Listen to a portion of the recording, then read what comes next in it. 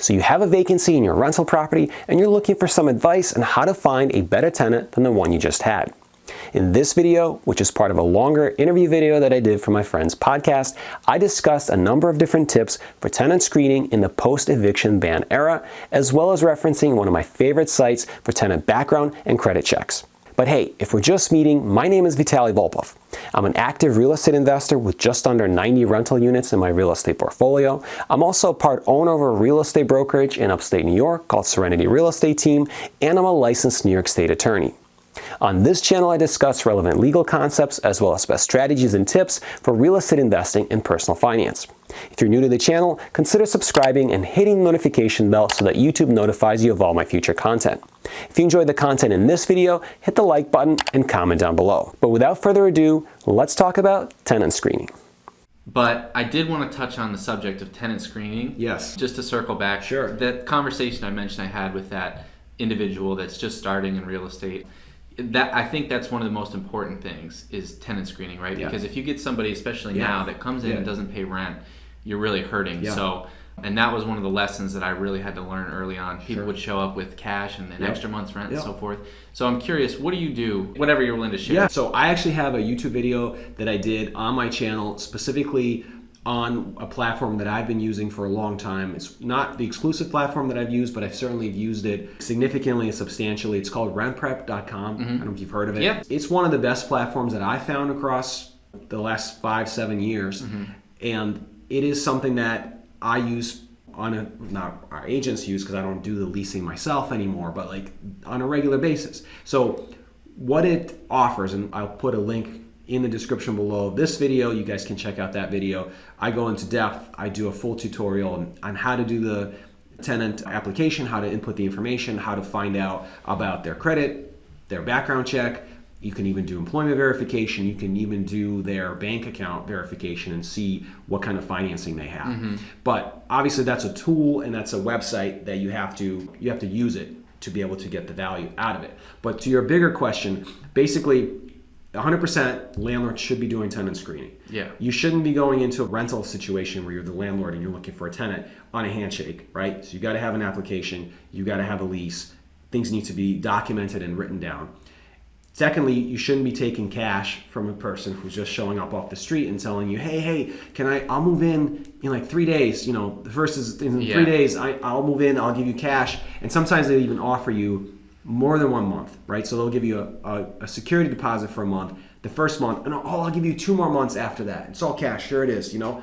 And when you see that, it should be a red flag, yeah, right? Absolutely. And you've been through this enough that you know that. Oh, yeah. And so there's things that you should be looking out for, which you can only either learn through experience because you've been through it, or you talk to somebody who's in the industry, who's been in the industry and leverage their experience. But in terms of what I look for, right, in a tenant, it depends on what area and what demographic of tenant you're going after. So I want to put a caveat on this. But if you're in a high-end area, let's say one of my properties that is in that good school district that I mentioned, right, I will probably have a higher threshold or minimum threshold for their credit number, right, their credit rating. So at least 650, maybe it's 700 even, depending on where I am. So the lower you go on the credit criteria, the credit score, the lower quality financial person that you're going to be getting. Right. So that's one thing. So I do look at the credit score, and RentPrep does allow you to have a kind of a pass-fail approach to a certain threshold that you set. Right. 650 credit score, might be some accounts that are behind 90 days or more, but overall no bankruptcies, no major credit hits, no huge delinquencies. You go lower, 600, you might have more accounts that are 90 days or more delinquent, and you might have a bankruptcy in the past 7 years, and things go downhill from there. Personally, I don't go below 600. Yeah. I think 600 is the cutoff. Yeah. If someone's below 600, like I've seen some credit scores in like the 585, 590, 545, that just tells you that this person is not financially responsible. They don't have the control of their financial well-being, and they're probably incurring debts and not paying them back. And I think something that I've heard in the past from a big-time landlord is essentially, and for people listening, when you rent to an individual, you're basically extending them a line of credit. Right. So that credit score is really important. Obviously, the higher it is, the Yep. lower the risk is to you as the creditor. Yeah. Because that's what you're doing. You know, if you're presumably signing a 1-year lease, you're saying, hey, I'm gonna give you a line of credit that you're gonna pay your rent. It's gonna cost $12,000. Yeah. And so a lot of that, I kind of look at that. I think you probably do too. You know, that's the first line Yeah. that you're going to look at is you're Yeah. going to say, what is that person's Yeah. credit score? And then looking through the other things. Yeah, that's one of the criteria. It's one of the big criteria, especially because right now, kind of what the analogy that you're referencing, that it's a line of credit to a tenant. It's because you don't have a readily, easily accessible process to get your property back and get this tenant moved out Right. of your property. Right. So especially in a state like New York, Right. where we talked about this earlier, you have a moratorium that had just expired, but there's still some caveats where you might not be able to evict the tenant very Yeah. easily or very quickly.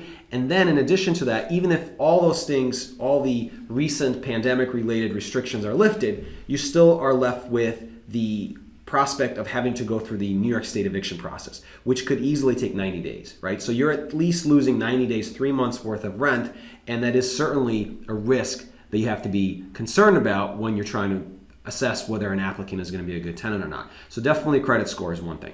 The other thing that I definitely look for is how much money are they making, right? Like what is their income coming in on a monthly basis and the gross income in relation to what my asking rent is. And to me, and Bigger Pockets talks about this, and I think this is a good rule of thumb to have, is the tenant by themselves needs to bring in at least 3 times the gross income as compared to the monthly rent. If they don't bring in at least that much, they're not going to be able to pay you. They're just not going to have enough money Life happens. to cover their life expenses, right? Food, gas, car breakdown, Yeah. whatever the case might be. They're just not going to be able to cover it if they don't bring in at least three times. And just to be clear, I mean, it's easy enough from what you said, but you know, if the rent is $1,000 a month, Yeah. they should gross at least $3,000 a month. Exactly, Yeah. right. It helps if you have 2 people on the lease, Right.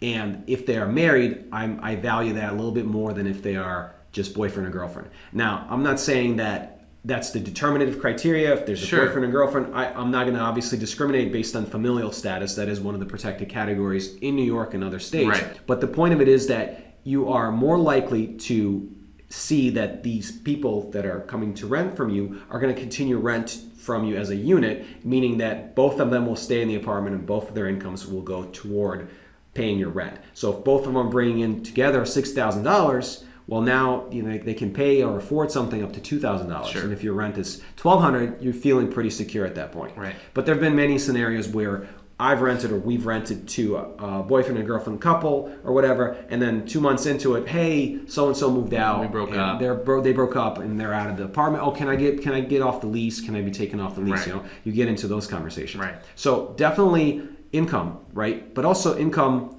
type or source. Where is that coming from? Now, again, caveat with that, certain areas like certain big cities, New York City, Buffalo, and New York State have special rules for source of income discrimination or source of income decision making on the part of a landlord. So you got to definitely check your local laws to make sure that you're not running afoul of any local restrictions that may exist or state restrictions in your state. But certainly I would look at what kind of income are they bringing in. Are they working at like McDonald's? Have they only been there 2 months? Or are they in a more professional setting and maybe longer term career or job, right? So if they're an administrative assistant and they've been an administrative assistant for 6 years at reputable company, You're feeling right? confident. I'm feeling better about that than versus like a transient job where they're flipping burgers at McDonald's. And nothing against people that do that, and everybody starts somewhere. But listen, if I got one tenant who has a long-term job that's more of a career versus a transitory job that's not a career and they just started it, I'm going to favor that person over this person. Sure. And that's just common sense. Yeah. So certainly we do some employment verification on that person. And so the last thing is evictions. And obviously it's going to depend on what state you're in. New York State, you can't really look at that anymore. So I used to look at it when it was permitted and allowed. Now we can't. And so if you are in any other state, most states, you can see and check a tenant's or applicant's prior eviction history. Obviously, it's going to be a red flag, right? So if you've got a recent eviction in the last 5 years, obviously you're going to be weighing that if you're in a state that allows it, right? New York State can't do it, so you've got to look at the other financials. You've got to look at the other aspects of a person's application.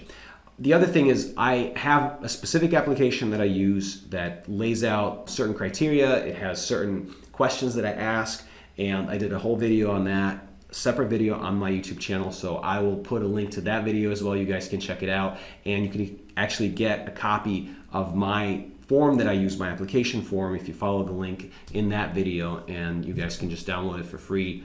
There's no charge for that. But yeah, I make sure that my process is structured, that I am in my agents when we're doing leasing for clients and in our own leasing, that are following the process, making sure that they're going through the steps with this person. Obviously there are other things, intangible things that you can pick up, or the agents can pick up by meeting a person and seeing, how are they.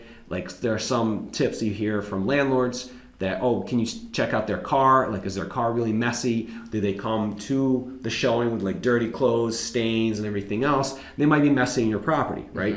The other things that sometimes are a factor is, do they have pets? If you don't allow pets, obviously you want to take that into consideration. What type of pets do they have? What's your pet policy? All those things come into play. Again, obviously be careful with not discriminating against service animals. That's a big deal. And there are a lot of tenants, and certainly a lot of people have tried to get around that, where they create or print off fake service animal certificates that they provide landlords. So you gotta be sensitive with that and kind of keep an eye on that. But certainly that is something that we consider as well. Yeah, and I think whatever system you're building out, if you're going to own rental property, even just one, even if it's a two-family or even a single-family rental, have a system in place, build it out, and be organized. Do that on the front end, because I'm speaking from experience here. I mean, I used to own these properties, and I had a lot of stuff going on in my life, and I would just kind of go out and freewheel stuff, and it's not the best way to do it. I got lucky, maybe. I never got really burned in a real estate deal, but so I agree with that advice for sure. You definitely want to try to systematize as much as you can. I know it's not always perfect, and life is messy, like you said, and you're going to make mistakes. I make mistakes to this day. I'm still trying to improve our systems, make things better, smoother, and easier to operate, but that should definitely be your end goal, is to create systems that work. If you guys enjoyed this video, if you got value from it, please do me a favor and hit the like button. And if you haven't yet subscribed to my channel, definitely subscribe so that you don't miss any of my future videos on real estate investing. Thanks again for watching. Have a great day, and I will see you in the next one. Take care.